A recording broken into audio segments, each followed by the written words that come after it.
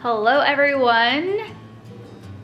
I was gonna say happy day, but I don't know what days this is gonna go out. So, hey everybody, how's it going? Today I'm gonna be talking about my transition to gray hair. Or really, I've had gray hair for a long time, but I'm like owning it now. Let's talk about it. Hold on. All right, I got my coffee. It's time for a little chat. For those of you who aren't familiar, I've been growing out my naturally gray hair for about 8 months now. Last time I dyed my hair was beginning of March 2019. Like, what year is it? So this is what it looks like. I'm trying to get it close up. So you can see the roots on my part, and then here you can see, yeah. And then of course, if I do little this, you can see how it's growing out and looking kind of auburn, but a little orange, but yeah. So that's my hair. This is what's been going on. And I wanted to talk a little bit about what I've been experiencing as I've embarked on this journey, if you will, and just frankly embracing who I naturally am. But I wanted to give a little backstory and talk about it and share all the goodies with you guys. This is definitely off topic. I'm definitely gonna be talking more about travel and starting a business and growing a career and things like that on the channel, but I've gotten a lot of questions about this journey here, this journey. So I thought I'd share it with you. But before we do that, I feel like this is not working for me right now, so hold on one second. Okay, so clearly I had a wardrobe change as well as a little hairdo change. What do you guys think? I love it. It feels amazing, very liberating. I don't know, I'm wearing the wrong shirt for this, but you can see it's pretty short. I got a little bob lob fit situation. Oh, rude. Police, can you hear them? I don't know if you guys can hear them, but I can see them and I can hear them. So let's talk today about going gray, and I want to talk about my backstory, about this, some of the challenges that I've been facing in the last 8 months or so since I went cold turkey-ish. We'll talk about that in a second. And I want to talk about my advice, my strategies, and tips on going gray naturally and owning it, working it, or at least trying to. All right, I'm gonna fix this a little. There we go, okay, so my backstory is that I started noticing gray hairs when I was actually in high school. But you know, I would just pluck them out and be like, what the heck, right? And it was very rare, but that's when I first noticed them. In my early 20s, that's when they started becoming a lot more noticeable. And I was like, okay, this isn't good. And you know, if I looked at my grandparents, for instance, they all had just like white, full gray heads of hair. And my parents, though, both of them, not much. It wasn't until they were in like their 40s, 50s where they started getting speckly, and now they're in their 60s. I have way more gray hair than like my mother does. Yeah. That was a sucker punch to the gut. It's in my genes somewhere from my grandparents or something that I am gonna go super gray. Around 26, I remember, because I was living, I believe by then, 26 or 27, I was living in South Dakota, and I remember that's when I really started religiously plucking, right? So I would like every day go into the bathroom, shine a bright light on my head and like pluck them out. I don't know, the whole myth about that, well, if you pluck them, they'll be replaced by like 12 cousins. I don't know if that's a real thing. I don't remember it like causing them to grow more. It just probably, they were more obvious because then when they regrew, they were just like these little bristly things poking out. But there weren't like a ton of them. It wasn't until I was really in my early 30s that I started religiously dyeing my hair. And I would do it probably every 3 times a year. So it still wasn't that often, still wasn't that noticeable. It was just more for me. I noticed it, so I was like self-conscious and wanted to make it happen. And the thing is that I have naturally, well, naturally, I shouldn't say naturally, because naturally I have very gray hair, but originally my hair is just a dark brown, a little auburn in there in the sunlight. And so I was like, I don't really want to be any other color, so I will just dye it that same color. So I would just dye it at home with box dye. And because, you know, working my way for my career, wasn't making a lot of money when I started doing this. And so spending $200 at the salon to get my hair dyed, I was like, no. $9, CVS, let's go. So I started dyeing my hair a few times a year and various shades of brown, basically. That was in my, like, I'm still in my 30s, but in my early 30s. And then when I was 35, in 2017, right before I decided I was gonna go travel the world, I also made the decision I wanted to embrace the gray. I was like, go gray gracefully, like just own it. I was sick at that point now, dyeing my hair every 8 weeks, 6 weeks, something like that. So every month and a half-ish, every 2 months. And it was just like, ugh, again, I gotta dye my hair. And because it was becoming much more prominent, I had to start dyeing my hair more because there was such a line of demarcation where it'd be like, okay, there's some regrowth, you know. And I know like women who aren't naturally blondes and they like to be blonde, and you'll see that with them, well, they have the really dark roots. Well, this is like the opposite. You just have these really light roots. and I was like, oh good, so I had to start dyeing my hair more. So when I decided to embrace the gray, one of my good friends here in Kansas City, she offered to help me with this. She's like, let's do it, let's have some fun. And God bless Angela. She tried so hard to get my hair to go gray. And what I learned in this process, apparently stylists, they are scientists. I had no idea, but they are actual scientists. And so what the chemistry of how it works is that they have to basically bleach your hair so light, like basically white, to then bring it back up to make it gray. Because otherwise it's too dark to take the gray color. I don't understand. So like if somebody's going blonde, they gotta lighten their hair a lot to then bring it back up to blonde if you have dark hair to start. Anyway, science, it's a thing. And I didn't understand that. I was like, my hair's gray, just like make it gray. And that's just not, it's not as simple as that. She tried very hard, but we just could not get my hair to go light enough. And the reason is because I'd processed my hair so many times with all of that box dye. My hair's very damaged, and she was really scared about just frying my hair off with too much bleach. And so we never got it quite light enough. And I'll be dropping photos and stuff in here so you guys can see the evolution of my hair during this time. Then I went to visit my family down in Oklahoma, and my stepsister, she also does hair. And I told her about this whole, I want to embrace the gray, and she's like, let me try. And I was like, okay, at this point, I mean, she fries my hair off, I just shave it and start over. But so she tried really hard, and she got the closest, but then it started turning green. There would be bits of it that were like, oh my God, that's like legit gray. But then there were a lot of bits of it that were like green, and I was like, oh wow, okay, now I'm just a whole new set of color going on here. It didn't stay that way for long. I came back to Kansas City. Angela, okay, what can we do? She's like, let's just do a nice buttery highlighted blonde, and then as it grows it'll blend. And I was like, okay. It wasn't bad. I thought it looked nice on me, but it just was not the goal. The goal was gray, and the gray never happened. So about this time is when I decided to sell everything I own, pack up a suitcase, and start traveling full time as a digital nomad. Learn more about that in other videos to come. And from there, basically as it was starting to grow, and then the color was starting to fade with my blonde, and because I was like moving to a new country every month, and you know, communicating your hair needs is hard enough in your native language, let alone trying to like mime it to people locally, I just decided back to the box dye. It's just easier, I could control the color, it would be brown and it'd be good. And so I think it was that would have been in Vietnam. I think I did go get my hair dyed professionally, and that was the last time, because every month after that I had to start dyeing my hair with a box dye. Every 4 weeks, like clockwork. You could just see, it just looked like my hair was white, like white. Even though it's not completely white, the dramatic difference between the box color and my natural hair color was so specific and so obvious that it just looked like I had white head hair.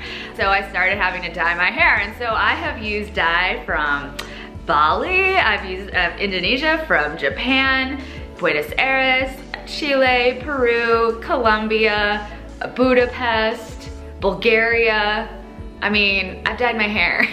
Portugal, I'm sure, back in the United States. So dyed my hair a lot of times with the box dye. And when I got back from traveling and moved back to Kansas City in January 2019, this year, I dyed my hair one more time in January, and I have some like video and shots of that. It's like, how dark is my hair? It's so dark. But at the time it was just normal because my hair was always so dark. But now comparatively, I'm like, wow, that was dramatic. And then I don't know, at that I just like really like fed up. I was like, okay, I'm done. I'm done with this whole dyeing my hair thing. But I wasn't really done. It was really in January that I said, I'm gonna stop dyeing my hair. And I'll show you some photos that I had a professional photo shoot done when I was in London. You can see in some of the shots, like you can see the line starting. And I thought, it was like, oh, I should have those retouched. But you know what? I'm owning it, kids. So when I got back from Europe for those 2 weeks, it was February, and I was like, okay, I don't really want to have this like dramatic line. What else could I do? And so my idea was to get a semi-permanent or a non-permanent dye, like an all natural or organic one that just tends to fade over several washes.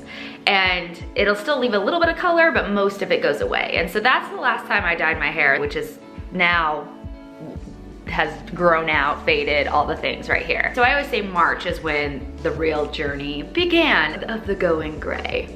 So now that you know my story and the journey of embracing the gray, now let's talk about some of the challenges that I've faced in the last 8 months, and really since the beginning. And it all kind of stems from the first challenge, which is we live in a society where youth is celebrated. Come on, we love to be young. Look at all the anti-aging nonsense that's thrown at us all the time. Youth is king. It's what we all strive for. We want to keep it, we want to maintain it, we want to celebrate it. And I think if you talk to any woman who's aging in Hollywood, she would tell you that, like, yeah, we like youth. It's not so fun to be an aging woman.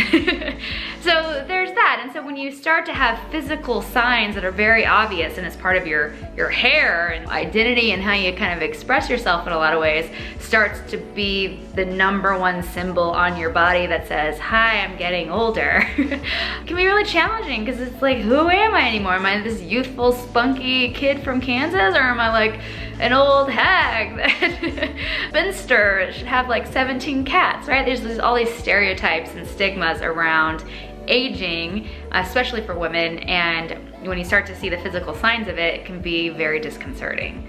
So that's like the biggest challenge so far. The thing that a lot of people value and think is special is now leaving me, this youthfulness that I thought I had. And before everybody pushes back on me and says, oh, but it's so cool now, all the kids today are like dyeing their hair gray.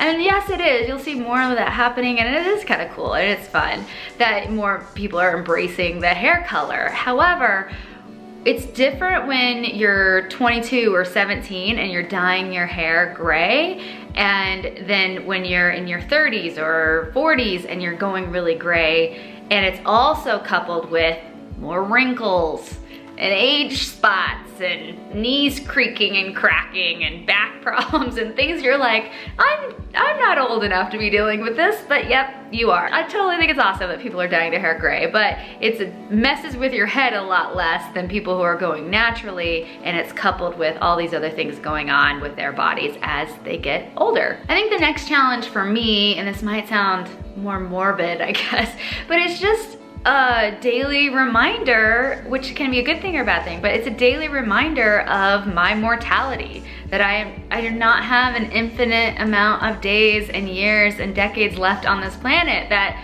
I'm getting older. It's very obvious, and there's so much more I still want to do, and I get like very anxious about like, Brooke, you gotta hurry, hustle, make all these other things happen. That can be a little challenging. For me, it's to sort of recognize every day that, okay, I'm getting older and I'm gonna die. So kid, get your stuff together. It also can be a good thing, right? To remind you to like, hey, you know, every day's a gift and we should all be seizing the day, carpe diem. YOLO, whatever other cliche I can throw out there. It helps keep that at the forefront. Another challenge that I feel like is kind of unexpected has been this whole idea that I'm not gray enough. I've been posting photos, some update photos on Instagram the past 8 months documenting this transition, and I've gotten comments on some of those photos with people saying, I don't see any gray, or what gray, or you're barely gray, I'm so much grayer.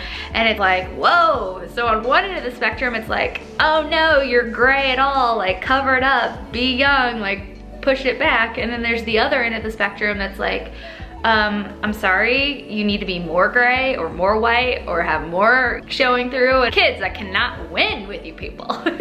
What? I don't know what to do with that one. Those are the biggest challenges that I face, and I'm trying to be lighthearted about here, but there are moments where it is harder, and I get that moment of like, just dye it, Brooke. $9, CVS down the street, like, let's go get that box dye under control. And you don't have to deal with this anymore, but I'm sticking to it, you guys. I'm growing it out, it's going to happen. So here are some of the ways that I have been handling this gray transition, how I've been graying gracefully, if you will, and dealing with some of those psychological things that I mentioned that were challenges, but also tactically, like how I'm making this happen so it can look nicer and make it feel not as, I don't know, dramatic in my life. I think for the emotional stuff, you know, one of the things is like, you gotta just own it. You gotta choose like what you're gonna let affect you and what you're gonna say, I'm being me. People can decide for themselves how they feel about things, and just own it. For me, I see, honestly, all this gray kind of as a badge of honor. If it's because I'm getting older and it's a genetic experience, one, I get it from my grandparents. They were both like super gray hair by the time they were in their 40s. I'm probably gonna be like them. And I love those people. Those were amazing folks. And if I can be a little bit like them, I say, I'm doing well in life. The second thing I will say is that to me, it's also a badge of honor, because it's like, look at all this life experience I have. If every single gray hair I have or white hair I have represents like this amazing life lived so far, and now I get to do it for another 30, 40, 50 years, I sign me up for that. I've had an amazing past 37 years, and if I can duplicate that 2 times more in my life, you guys, you're gonna wanna read that book. It's gonna be a pretty amazing tale. I like to think of it as my wisdom streaks. My life experience is all wrapped up in my gray hair, then great power to me. I think it is all about the mindset and the way you want it to represent to yourself. And I think also the next layer of the whole aging thing is find a community, find some people either locally or online where they're embracing it, and get that sense of empowerment from others if you're not feeling it yourself, and find all these amazing women who are just embracing this process and really owning it and looking smoking hot and just doing it in a really empowered way. Look at hashtags like Silver Sisters or Grombre. Join some of those communities and start meeting other women who are embracing it, and talk about what it means for you and your life. I didn't mention this in a challenge before, because I know that some of you might be facing the challenge of like other people's expectations. Maybe you have a spouse or a partner or friends even, or you're out on the dating scene and you feel really self-conscious about the process. If I were on dating apps right now and a guy was like, swipe whatever's the negative, I don't know, swipe her, negative. No. To me, because he sees like my gray hair, that guy has just missed out on an amazing, fun first date. And I feel bad for him, because I know that I'm pretty cool and I can be a fun person to chat with. I can't control other people's perceptions about who I am. But the guys who would be willing to swipe the positive direction for me, even though they see gray hair coming through, one, that shows a lot more, I think, about their character, you know, assuming positive intent. And then two, I just think that being able to be fully yourself with any human being is going to be much better long-term than you trying to fake it a little bit and hide your true self by dyeing it all out. So I think being your true authentic self in any of these scenarios is the best thing for you. And if your spouse or partner has issues with you like going natural, I would say, great, tell them tough. It's your body, it's your hair, you're gonna do your thing. I don't really let other people decide for me how I'm gonna live my life, so, good luck. Moving on, so beyond the emotional stuff and the expectations from others, obviously you just gotta know yourself and move forward. But then there's the practical, the tactical, like the actual things I have done to my hair to make the transition easier. When I got back from Europe, it was February, I decided I'm done, I'm owning this gray, I'm done. I'm owning it, but like, God, does it have to be such a stark line? And so what I did when I got back is I dyed my hair with that semi-permanent box dye. And as a result, this is how it's sort of, quote, blended out a little bit over the months. It's definitely had its moments where it's like, it is not attractive. Go watch my Instagram stories about it says gray. They're not pretty. But when I would actually do my hair and like try to make it look nice, I felt like having that semi-permanent dye helped blend that super dramatic line.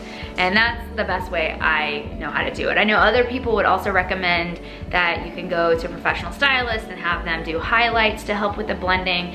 But I was done. I was like, this is the last time I'm gonna put crazy chemicals on my hair. I'm just done. It's over. Nothing else is going on my hair. And I've held true to that since March 8th, I think, is when I count as like my start date of really growing it out after that last dye. Yeah, and so I feel like it's just blended a little bit better because of that. So if you are like facing that big line of demarcation, I would recommend maybe doing some dye there so that it's not so obvious, and then it'll slowly rinse out over, I don't know, like 28 washes or something like that, and make it a little less obvious. If that bothers you. If it doesn't bother you, don't even worry about it. I've seen beautiful photos of women with a very stark line, like white to black, and it's actually pretty amazing and kind of cool looking. Go get some inspiration if you're trying to figure out exactly how you want to transition. But some other things, in the winter time, when it was like super stark line, I was wearing lots of hats to like, because it was winter, I could do that. But you could just do that in summer, get some cute funky hats. And if you're self-conscious about it, going out in public, like wear your funky hat, it'll be great. You'll just look super cute and trendy. So I would wear a lot of stocking hats that were super cute, and just to cover up the very dramatic line. That helped quite a bit. And then the next thing I've done, obviously, as you guys can tell, is that my hair was a little bit longer, about 5 inches longer, is about down to here. I think cutting it off into a cute cut was really a good step for me, even though it's very new. I'm liking it, I feel good about it. And I feel like it actually makes my hair look less obvious, like, oh, she's growing out the gray. It feels like maybe I'm kind of funky and have like a funky hair color situation going on that is intentional, which it is intentional technically, but you get it, whatever. I think by having all that extra hair down here, it made it look that much more dramatic between what's going on here and like the rest of my hair. So by like cutting that off, it made it less obvious, maybe. I think also what it's doing for me, at least, is that having a cute cut is great, because that's what people will notice first. They're like, oh, cute cut, you know, cute haircut. And then they'll be like, oh, and you're gray. So they're still gonna notice it, obviously. By having a structured cut and a style that you can, you know, look very intentional about how you look, as opposed to like, fine, I'm old, I'm frumpy, I have to like wear my hair just untouched and untaken care of, which I feel like my hair was looking like that for a while, long and stringy and looking gross. And so cutting it off, clean, fresh start, feels so good. I love having my hair short. I think I'm rocking it. I love it. Why did I ever grow my hair out? I don't even know, but I'm really enjoying this cut. Okay, you guys, that's it for me. Thank you so much for watching and being very encouraging to me throughout this journey. If you want to follow along as I post more photo updates and things like that, come check me out on Instagram. Here, I don't know. Anyway, come check me out on Instagram. I'm The New Dorothy, and I will get back to regularly scheduled programming on business, careers, entrepreneurship, starting a blog, traveling the world, like all the fun things. So stay tuned for more videos. If you like this video and want to see more content from me, please give me a thumbs up and hit that follow and subscribe button. I'd love for you to stick around and tune into more videos about how you can create your remote life, weaved in with some insights into my own journey in growing a business, growing a career, growing a life that I can run from anywhere. Thank you guys so much. Until next time, remember that every day you postpone a dream, you weaken it just a little. So get out there and make some magic happen. Cheers.